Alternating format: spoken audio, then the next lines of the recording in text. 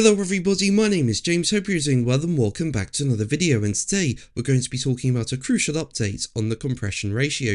If you enjoyed the video, make sure to leave a like and subscribe for more Formula 1 content. Also make sure to follow me on Instagram and X at James's Pit Lane. I'll leave links in the description, but let's jump straight into the video. Now, as we know, over the winter the big talking point was the compression ratio, with it being widely reported that Mercedes may have found a way to run at a higher compression ratio limit than the 16.1 stated in the rules.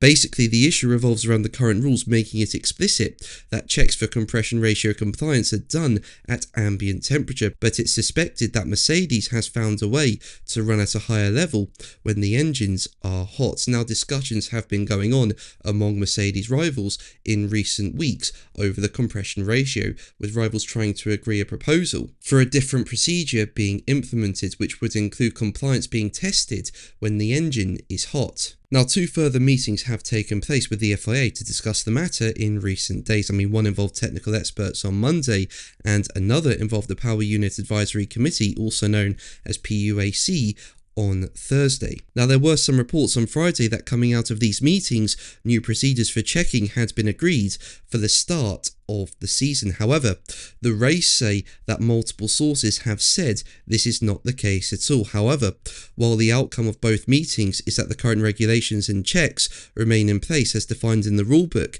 this has not stopped efforts accelerating behind the scenes between Mercedes rivals to get things changed. And it's been reported that Mercedes rivals are trying to pull together a proposal to change the rules around the engine compression ratio in time for the season opener in Australia. The race went on to say it's understood that the aim of Mercedes competitors is to agree amongst themselves a new procedure to measure the compression ratio when engines are running hot. Their plan would be to put forward this new idea to the PUAC for a vote so it can be introduced, with sources suggesting it is seeking things to move things in time for the Australian Grand Prix. Several options for a different way of checking have been discussed, which include the use of sensors when the car is running out on track, or ensuring measurements are taken in the garages when engines are up to operating temperature. Now, the trio who had been most animated over the matter were Audi, Ferrari and Honda, with the trio having written a letter to the FIA previously wanting to know what's going on with the compression ratio. And crucially for them, they've now potentially won the support